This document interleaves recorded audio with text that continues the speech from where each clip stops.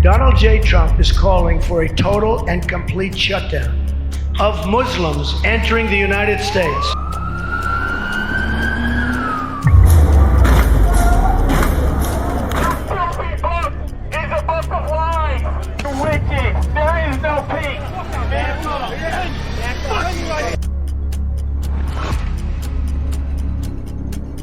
Every Muslim is a terrorist. I think Islam hates us. Introduction to Islamophobia. ইসলাম বিদ্বেষ বা Islamophobia বর্তমান বিশ্বে অতি পরিচিত একটি শব্দ। এটি নিছক কোনো শব্দ নয়, বরং এটি একটি প্রাণঘাতী শব্দ এবং ধারণা। এটি এমন একটি চেতনা যার কারণে পৃথিবী জুড়ে লক্ষ লক্ষ মুসলিমদের জীবন নিরাপত্তা ঝুঁকির মুখে। কিন্তু তা আসলে কেমন তা হয়তো আমরা অনেকেই জানি না। বিশ্বের সংখ্যালঘু মুসলিম রাষ্ট্রগুলোর সাথে পাল্লা দিয়ে বাংলাদেশেও মাথাচাড়া দিয়েছে ইসলাম বিদ্বেষী বক্তব্য, কার্যক্রম, নিষেধাজ্ঞা। অথচ এখানে মুসলিমরাই হলো সংখ্যাগরিষ্ঠ। কিন্তু কেন, কিভাবে ধর্মপ্রাণ সংখ্যাগরিষ্ঠ মুসলিমদের এই দেশেও কয়েকদিন পরপরই সামনে আসে ইসলাম বিদ্বেষী সব কথা এবং কার্যক্রম? কেন কয়েকদিন পরপরই ইসলাম বিদ্বেষের কোনো না কোনো নতুন ঘটনা নিয়ে সোশ্যাল মিডিয়ায় উঠে ঝড়? আমাদের আজকের ভিডিও সেই উত্তরের খোঁজে। Let's dive in. ইসলাম বিদ্বেষ বা ইসলামোফোবিয়া আসলে কি? চলুন একটু পেছনে যাওয়া যাক। আজ থেকে প্রায় 1500 বছর পেছনে নবুয়তের একেবারে শুরুতে সূরা আলাকের প্রথম আয়াতগুলো নাজিল হয়। কিন্তু একেবারে নতুন অভিজ্ঞতা হওয়ার কারণে মুহাম্মদুর রাসূলুল্লাহ সাল্লাল্লাহু আলাইহি ওয়াসাল্লাম খুবই শঙ্কিত ও পেরেশান হয়ে যান। তখন খাদিজা রাদিয়াল্লাহু আনহা নবী সাল্লাল্লাহু আলাইহি ওয়াসাল্লামকে নিয়ে তার চাচাতো ভাই ওয়ারাকা ইবনে নফলের কাছে যান। ওয়ারাকা ছিলেন ওহী এবং পূর্ববর্তী দিন সম্পর্কে ভালো জানাশোনা একজন ব্যক্তি, কিন্তু সেই সময় তিনি ছিলেন খুবই বৃদ্ধ, এমনকি দৃষ্টিশক্তিও হারিয়ে ফেলেছিলেন। রাসূলুল্লাহ সাল্লাল্লাহু আলাইহি ওয়াসাল্লাম ওয়ারাকা ইবনে নফলের কাছে প্রথমবার জিবরাইল আলাইহিস সালামের সাথে সাক্ষাৎ এবং ওহী নাজিলের ঘটনা বর্ণনা করেন। সবকিছু শুনে ওয়ারাকা মন্তব্য করেন, এই তো সেই নামুজ যাকে আল্লাহ মুসা আলাইহিস সালামের উপর নাজিল করেছিলেন। হায়, আমি যদি আপনার নবুয়তের এই সময় শক্তিশালী যুবক হতাম। হায়, আমি যদি জীবিত থাকতাম যখন আপনার জাতি আপনাকে বের করে দেবে। এই কথা শুনে রাসূলুল্লাহ সাল্লাল্লাহু আলাইহি ওয়াসাল্লাম বললেন, আমাকে এরা বের করে দেবে? ওয়ারাকা জবাব দিলেন, হ্যাঁ, আগে এমন কখনো হয়নি যে আপনি যা নিয়ে এসেছেন তা কেউ নিয়ে এসেছে আর তার সাথে শত্রুতা করা হয়নি। আমি যদি আপনার ওই সময়ে বেঁচে থাকি তাহলে আপনাকে সর্বশক্তি দিয়ে সহযোগিতা করব। কিন্তু কিছুদিন পরেই ওয়ারাকা ইন্তেকাল করেছিলেন। রাসূলুল্লাহ সাল্লাল্লাহু আলাইহি ওয়াসাল্লামকে তো সে সময় তার জাতি আলামিন বা বিশ্বস্ত বলে ডাকত, সমাদর করত। নিজের এই জাতি তাকে বের করে দেবে জেনে তিনি সাল্লাল্লাহু আলাইহি ওয়াসাল্লাম অবাক হয়ে গিয়েছিলেন। পরবর্তীতে ওয়ারাকার ধারণা সত্য হয়েছিল। মক্কায় নিজ জাতির কাছে চরম অত্যাচার এবং জুলুমের শিকার হয়ে রাসূলুল্লাহ সাল্লাল্লাহু আলাইহি ওয়াসাল্লাম এবং তার আনিত দ্বীন কবুলকারী মুসলিমদের ছোট দলটি মক্কা থেকে মদিনায় হিজরত করতে বাধ্য হয়েছিলেন। প্রশ্ন হলো, নবুয়তের আগে আর পরে রাসূলুল্লাহ সাল্লাল্লাহু আলাইহি ওয়াসাল্লামের কথা এবং কাজে কোন বিষয়টির পার্থক্য হয়েছিল যে কারণে নিজ জাতি কিনা তাকে বের করে দিয়েছিল? এমনকি মদিনায় হিজরত করে তিনি সাল্লাল্লাহু আলাইহি ওয়াসাল্লাম কোন দিন কায়েম করতে চেয়েছিলেন যে কারণে সেখানকার ক্ষমতালোভী মুনাফিকদের দল গোপনে প্রকাশ্যে তার ফোবিয়া বা বিদ্বেষ পোষণ করতে শুরু করেছিল? উত্তরটা হলো ইসলাম। সহজভাবে বললে, মক্কার কাফিররা আর মদিনার মুনাফিকেরা রাসূলুল্লাহ সাল্লাল্লাহু আলাইহি সাল্লাম আর মুসলিমদের সাথে যে কারণে জুলুম, ষড়যন্ত্র এবং বিশ্বাসঘাতকতা এমনকি যুদ্ধ পর্যন্ত করেছিল, সেটার কারণ ছিল ইসলাম। আর তাদের এই সহিংস আচরণই হচ্ছে ইসলাম বিদ্বেষ। একইভাবে আজকেও যখন স্রেফ আপনার ইসলামের জন্য আপনার এতদিনের চেনা চেনা ভাই বন্ধু বা নিজ জাতির আশেপাশের মানুষগুলো হঠাৎ বিরক্ত, বিদ্বেষী হয়ে ওঠে, তখন সেটাও হয় ইসলাম বিদ্বেষের কারণেই। আবিধানিক অর্থে ইসলামোফোবিয়া বা ইসলাম বিদ্বেষ শব্দটি ভাঙলে ইসলাম আর ফোবিয়া বা বিদ্বেষ শব্দদ্বয় পাওয়া যায়। ইসলামের আবিধানিক অর্থ হচ্ছে আত্মসমর্পণ। আল্লাহ আযজা ওয়া জাল মুহাম্মদুর রাসূলুল্লাহ সাল্লাল্লাহু আলাইহি ওয়াসাল্লামকে যে পরিপূর্ণ দ্বীন দিয়ে পাঠিয়েছেন, যে দ্বীনকে মানুষের কল্যাণের জন্য পৃথিবীতে প্রতিষ্ঠা করতে আদেশ দিয়েছেন, সেটাই হলো ইসলাম। আর ফোবিয়া শব্দের আবিধানিক অর্থ হলো বিদ্বেষ, ঘৃণা, ভয়, আতঙ্ক ইত্যাদি। তাই দ্বীন ইসলামের ব্যক্তিগত ছোট ছোট শিয়ার বা চিহ্ন থেকে শুরু করে সামাজিক এবং রাষ্ট্রীয় পর্যায়ে দ্বীন ইসলাম কায়েম বা দ্বীন ইসলামের অনুশাসনের প্রতি বিদ্বেষ, ঘৃণা, ভয়, আতঙ্ক পোষণ করাই হলো ইসলামোফোবিয়া বা ইসলাম বিদ্বেষ। এই বিদ্বেষ জেনে না জেনে, বুঝে না বুঝে বিভিন্নভাবেই হতে পারে। ধরন বা কারণ যাই হোক, ইসলাম বিদ্বেষের ফলাফল কথা কাজে কম বেশি একই হয়। ইসলাম বিদ্বেষ কেন হয়? ইসলামের ইতিহাসে একেবারে সূচনা লগ্ন থেকেই কম বেশি ইসলাম বিদ্বেষ ছিল। তবে আজকের সময়ে চলতে থাকা নব্য ইসলাম বিদ্বেষের সূচনা 2001-এ পশ্চিমের ওয়ার অন টেরর ক্যাম্পেইনেরই অবিচ্ছেদ্য অংশ হিসাবে। প্রফেসর খালেদা বেইরিউন তার বই the New Crusades Islamophobia and the global war on মুসলিমসে উল্লেখ করেছেন, ওয়ার অন টেরর বিশ্বব্যাপী কাঠামোগত ইসলামোফোবিয়াকে সহজতর করেছে। একইভাবে ধর্মতত্ত্ববিদ লরেন্স ডেভিডসন নিউ ইসলামোফোবিয়াকে সংজ্ঞায়িত করে বলেন যে এখানে সমস্ত মুসলিমদের সম্ভাব্য সন্ত্রাসী হিসেবে চিহ্নিত করা হয়। ইসলামকে শুধুমাত্র জিহাদের সাথে জুড়ে দেওয়া হয়, আর জিহাদকে সরাসরি পশ্চিমাদের বিরুদ্ধে সন্ত্রাসের সমতুল্য ধরা হয়। বিশেষজ্ঞদের এই মতামতগুলো ইঙ্গিত দেয় যে ওয়ার অন টেরর মুসলিমদের ব্যাপারে কেবল নেতিবাচক ধারণা বাড়িয়েই ক্ষান্ত হয়নি, বরং বিশ্বব্যাপী মুসলিমদের বিরুদ্ধে বৈষম্যমূলক আচরণ তথা ইসলামোফোবিয়াকে প্রাতিষ্ঠানিকভাবে প্রতিষ্ঠিত করেছে। ইসলাম বিদ্বেষ যখন রাজনৈতিক হাতিয়ার। 9/11-এর পর থেকে বিশ্বব্যাপী ওয়ার অন টেরর নামে মুসলিম অধ্যুষিত অঞ্চলগুলিতেও আমেরিকা এবং পশ্চিমা বিশ্ব সিস্টেমেটিক ইসলাম বিদ্বেষ ছড়িয়ে নিজেদের বিভিন্ন যুদ্ধ ইনভেশন জাস্টিফাই করার চেষ্টা করেছে। ইসলাম বিদ্বেষ হয়েছে পশ্চিমের রাজনৈতিক হাতিয়ার। বিশেষভাবে 9/11-এর পরে আমেরিকার আফগানিস্তান এবং ইরাক ইনভেশন ছিল এই ক্যাম্পেইনের রক্তাক্ত বাস্তবায়ন। আমরা চাই আপনারা নির্মম বাস্তবতার কিছু হলেও উপলব্ধি করতে সক্ষম হন। চলুন কিছু পরিসংখ্যান দেখে নেওয়া যাক। কস্ট অফ ওয়ার প্রজেক্ট মতে আমেরিকার ইরাক ইনভেশনের ফলে কেবলমাত্র ডিরেক্ট ভায়োলেন্সের ফলাফল হচ্ছে কমপক্ষে 3,15,000 নিহত। এটি হচ্ছে কেবলমাত্র যুদ্ধের কারণে সরাসরি নিহত। এখানে সেই হিসাব নেই যা ফলাফল বা আফটারম্যাথের বিভিন্ন কনসিকোয়েন্সেস হিসাবে যারা নিহত হয়েছে।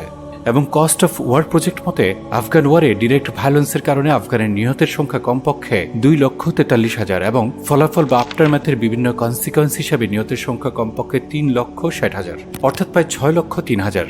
আমরা যদি ইরাক ওয়ার সহ হিসাব করি তাহলে এই সংখ্যা হবে 9,18,000 জন। আমেরিকার এই যুদ্ধের সময়কাল ছিল প্রায় 20 বছর। সেই হিসেবে আমেরিকা বিগত 20 বছরে কেবলমাত্র ইরাক এবং আফগানিস্তানে প্রতিদিন গড়ে হত্যা করেছে কমপক্ষে 125 জন। প্রতিদিন 20 বছর অর্থাৎ 7,300 দিন ধরে আমেরিকা এই হত্যাযজ্ঞ চালিয়েছে।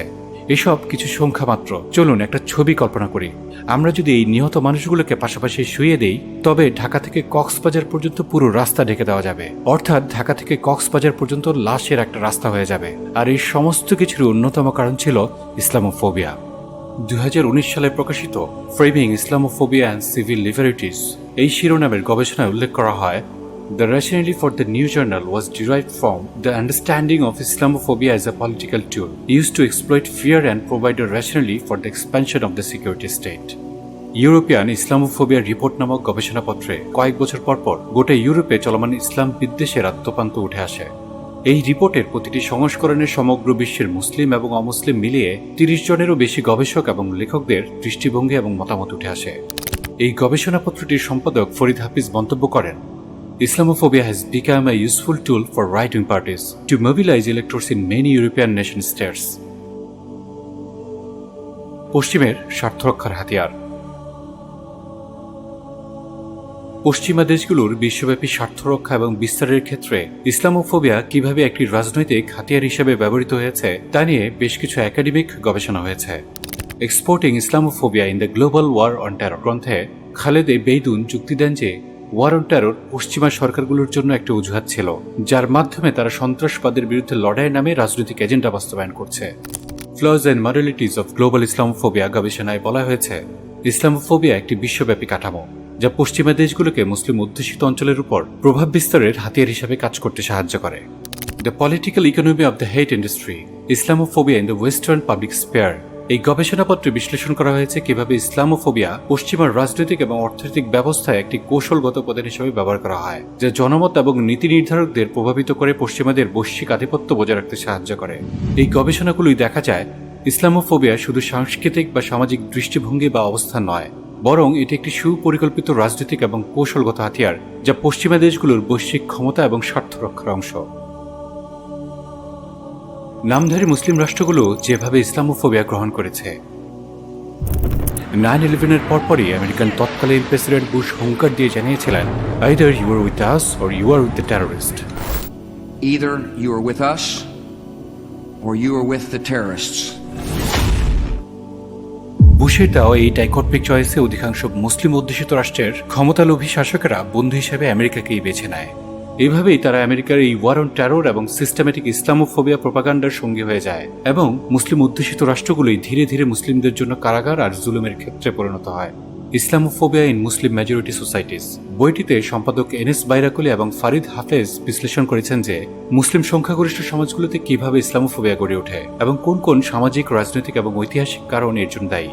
পৃথিবীর বিভিন্ন অঞ্চলের ক্ষমতালোভী পাপেট শাসক শ্রেণী পশ্চিমের এই ওয়ার অন টেরর ক্যাম্পেইন এবং সিস্টেমেটিক ইসলামোফোবিয়া প্রোপাগান্ডা একরকম লুফে নিয়েছিল, এমনকি বাংলাদেশের মতো দূরবর্তী মুসলিম অধ্যুষিত দেশেও তা পৌঁছে যায়।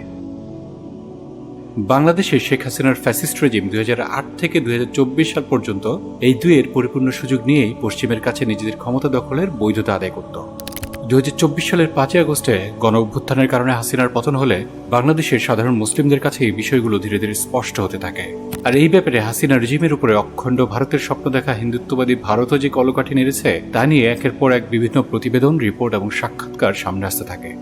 তবে হাসিনার পতনেরও আগে 2021 সালে প্রকাশিত Islamophobia in Muslim majority countries শীর্ষক এক গবেষণায় বলা হয়েছে, যদিও পশ্চিমা প্রেক্ষাপটের তুলনায় মুসলিম দেশগুলোতে ইসলামোফোবিয়া তুলনামূলকভাবে কম সহিংস, তবুও এসব দেশে অ্যান্টি ইসলামিক মনোভাবের অস্তিত্ব রয়েছে। আশ্চর্য হলেও সত্য, এই গবেষণায় কেস স্টাডি হিসেবে বাংলাদেশকে বেছে নেওয়া হয়েছিল। এই গবেষণায় দেখানো হয়েছে কিভাবে বাংলাদেশের পতিত আওয়ামী লীগ সরকার ভারতের বিজেপি গোয়েন্দা সংস্থার সাথে মিলে মুসলিম অধ্যুষিত একটি দেশেও ইসলাম বিদ্বেষ ছড়াতে সফল হয়েছিল। এই গবেষণাগুলো দেখায় যে ইসলামোফোবিয়া কেবলমাত্র পশ্চিমা সমাজের সমস্যা নয়, বরং ক্রমান্বয়ে মুসলিম সংখ্যাগরিষ্ঠ রাষ্ট্রগুলোর শাসকেরাও অভ্যন্তরীণ রাজনৈতিক লেভারেজ এবং জিওপলিটিক্সের অংশ হিসেবে সিস্টেমেটিক ইসলাম বিদ্বেষ স্টাবলিশ করে মুসলিমদের উপর জুলুম করেছে। আমরা আজকের পর্বে বৈশ্বিক প্রেক্ষাপটে বিশেষ করে পশ্চিমা বিশ্বে কিভাবে সিস্টেমেটিক ইসলাম বিদ্বেষ তৈরি এবং টিকিয়ে রাখা হয় তা আলোচনা করব। তবে এর আগে অল্প কিছু কথা। আপনারা জানেন আমাদের চ্যানেলটি এক্সট্রিমলি আন্ডাররেটেড। এটি এমনকি আপনারাও কমেন্ট করে জানান। আমাদের এক একটি ভিডিও মেকিং এর জন্য আমরা যে সময়, শ্রম এবং মেধা ঢেলে দিই তা আপনাদের জন্যই। আমরা আশা করি আপনারা এই চ্যানেলটির বেশি বেশি প্রচার এবং প্রসারে নিজ থেকেই উৎসাহী হবেন। ইসলামোফোবিয়া তৈরি করা হয়। Institute for social policy and understanding এর ডিরেক্টর অফ রিসার্চ ডালিয়া মুজাহিদ বলেন, Islamophobia is not organic. It is manufactured. It is a tool of public manipulation. বৈশ্বিক প্রেক্ষাপটে যেভাবে ইসলাম বিদ্বেষ তৈরি করা হয়। 9/11 এর পর পশ্চিমা বিশ্বে ইসলামোফোবিয়া ছড়ানোর প্রক্রিয়াটি ছিল একটি পরিকল্পিত এবং কাঠামোগত প্রোপাগান্ডার অংশ। এটি ধাপে ধাপে সম্পন্ন হয়েছে, যার মাধ্যমে ইসলামকে একটি বৈশ্বিক হুমকি হিসেবে প্রতিষ্ঠা করা হয়েছে। ইসলামোফোবিয়া তৈরির প্রধান ধাপগুলো ছিল: 1. শত্রু চিহ্নিতকরণ। 9/11 এর পর ইসলামকে বিশ্বব্যাপী সন্ত্রাসের মূল কারণ হিসেবে চিহ্নিত করা হয়। মিডিয়া এবং রাজনীতিবিদরা ইসলামিক টেরোরিজম শব্দ ব্যবহার করে ইসলামকে সহিংসতার সাথে যুক্ত করতে শুরু করে দেয়। উদাহরণ: জর্জ ডব্লিউ বুশের ওয়ার অন টেরর নীতির মাধ্যমে মুসলিম দেশগুলোর বিরুদ্ধে সামরিক অভিযান চালানো এবং ইসলামকে শত্রু হিসেবে উপস্থাপন। Our enemy is a radical network of terrorists and every government that supports them. শুধু তাই নয়, তারা ইসলামের বিরুদ্ধে এই যুদ্ধকে ক্রুসেড আখ্যা দিয়ে ইসলাম এবং মুসলিমকে ধর্মযুদ্ধের দৃষ্টিকোণ থেকেই শত্রু হিসেবে দেখানো হয়। This crusade, this war on terrorism. 2. আতঙ্ক এবং আবেগ সৃষ্টি। গণমাধ্যমে 9/11 হামলার দৃশ্য বারবার দেখানো হয়, যাতে মানুষের মনে আতঙ্ক স্থায়ীভাবে গেঁথে যায়। একই সঙ্গে মুসলমানদের সম্ভাব্য হুমকি হিসেবে চিহ্নিত করা হয়। উদাহরণস্বরূপ, মুসলমানদের বিরুদ্ধে সন্দেহ উস্কে দিতে সংবাদ মাধ্যমে জিহাদ এবং শরিয়া আইন শব্দগুলো নেতিবাচকভাবে ব্যবহার করা। 3. বারবার পুনরাবৃত্তি। একই বার্তা বারবার প্রচার করে জনগণের মনে প্রোপাগান্ডার মেসেজকে স্বাভাবিক করে তোলা হয়। সিনেমা, টিভি শো, সংবাদ এবং রাজনৈতিক বক্তব্যে ইসলামকে সহিংসতার সাথে যুক্ত রাখা হয়। উদাহরণ: হলিউডের সিনেমা এবং সিরিজগুলোতে মুসলিম চরিত্রদের সন্ত্রাসী, বর্বর বা দমনযোগ্য শত্রু হিসেবে দেখানো। 4. ভিন্নমত দমন। যেসব ব্যক্তি বা সংগঠন ইসলামোফোবিয়ার বিরুদ্ধে কথা বলছে তাদের কণ্ঠস্বর দমানোর চেষ্টা করা হয়েছে। মুসলমানদের আত্মরক্ষার প্রচেষ্টাকে সন্ত্রাসের প্রতি সহানুভূতি হিসেবে দেখানো হয়েছে। যেমন, মুসলিম নেতারা যখন সন্ত্রাসের বিরুদ্ধে অবস্থান নেন তখন তাদের বক্তব্য প্রচার করা হয় না বা সন্দেহের চোখে দেখা হয়। 5. সংস্কৃতি ও বিনোদনের মাধ্যমে প্রচার। বিনোদন জগৎ ইসলামোফোবিয়ার অন্যতম শক্তিশালী হাতিয়ার হয়ে ওঠে। পশ্চিমা মিডিয়া, বিশেষ করে হলিউড, সিস্টেমেটিকভাবে রূপালী পর্দায় ইসলাম বিদ্বেষকে এস্টাবলিশ করার মিশনে ব্যস্ত হয়ে ওঠে, এমন পর্যায়ে যে পেন্টাগন এবং হলিউড এই মিশনে একসাথে কাজ শুরু করে। জ্যাক জি শাহিন প্রায় 1000টি হলিউড মুভি বিশ্লেষণ করে দেখিয়েছেন। 24% সিনেমা সরাসরি মুসলিম বা আরবদের ভিলেন হিসেবে দেখিয়েছে। মুসলিম চরিত্রের মধ্যে 88% ছিল নেতিবাচক স্টেরিওটাইপ, সন্ত্রাসী, ব্যাকওয়ার্ড, বর্বর ইত্যাদি। শাহিন বলেছেন, For more than a century, Hollywood has vilified Arabs. All aspects of our culture have been distorted in some way. একইভাবে 2017 সালে ম্যাথিউ অ্যালফোর্ড এবং টম সিকার প্রকাশিত গবেষণা ন্যাশনাল সিকিউরিটি সিনেমাতে দেখানো হয়েছে 800টির বেশি মুভি এবং 1000টির বেশি টিভি স্ক্রিপ্ট পেন্টাগন, সিআইএ এবং এফবিআই দ্বারা প্রত্যক্ষভাবে পরিবর্তিত হয়েছে। এদের মধ্যে মিডল ইস্ট টেরোরিজম, মুসলিম শত্রু, ইসলামিক ফ্যানাটিক বিষয়ক স্ক্রিপ্টগুলোতে সবচেয়ে বেশি সম্পাদন হয়েছে, যেমন iron man, Transformers, zero dark 30, American sniper, London has fallen. সবগুলোর মধ্যে মুসলিম বা আরব পরিচয়কে শত্রু হিসেবে দেখানো হয়েছে। শুধু মুভি নয়, বরং কিশোর এবং তরুণদের মাঝে ব্যাপক জনপ্রিয় ভিডিও গেমস যেমন কল অফ ডিউটি, ব্যাটলফিল্ড ইত্যাদিতে মুসলমানদের প্রধান শত্রু হিসেবে দেখানো হয়। 6. আইন এবং নীতির মাধ্যমে প্রতিষ্ঠিতকরণ। মুসলমানদের বিরুদ্ধে বৈষম্যমূলক আইন প্রণয়ন করে ইসলামোফোবিয়াকে রাষ্ট্রীয়ভাবে প্রতিষ্ঠা করা হয়। মুসলিম সম্প্রদায়কে নজরদারির আওতায় আনা হয়, যেমন ডোনাল্ড ট্রাম্পের মুসলিম ব্যান, যুক্তরাজ্যের প্রিভেন্ট কর্মসূচি এবং ফ্রান্সে বোরকা নিষিদ্ধকরণ। ভারতে সিএএ, এনআরসি এবং ওয়াকফ বিল এসবের মধ্যে উল্লেখযোগ্য। এভাবে ইসলামোফোবিয়ার এই প্রোপাগান্ডা ধাপে ধাপে সারা বিশ্বে গেঁথে দেওয়া হয়েছে, যাতে জনগণ স্বাভাবিকভাবে ইসলাম এবং মুসলিম বিরোধী মনোভাব রপ্ত করে। এটি শুধু মিডিয়া ও রাজনীতি দ্বারা পরিচালিত হয়নি, বরং রাষ্ট্রযন্ত্র, বিনোদন ও আইন শৃঙ্খলা ব্যবস্থার মধ্যেও ঢুকে পড়ে। মাত্র কিছুদিন আগেই পহেলা বৈশাখ উপলক্ষে আইন শৃঙ্খলা রক্ষাকারী বাহিনীর নিরাপত্তা মহড়ায় দেখানো হয়েছে পহেলা বৈশাখ মানি না, এই দৃষ্টিভঙ্গি নিরাপত্তা হুমকি।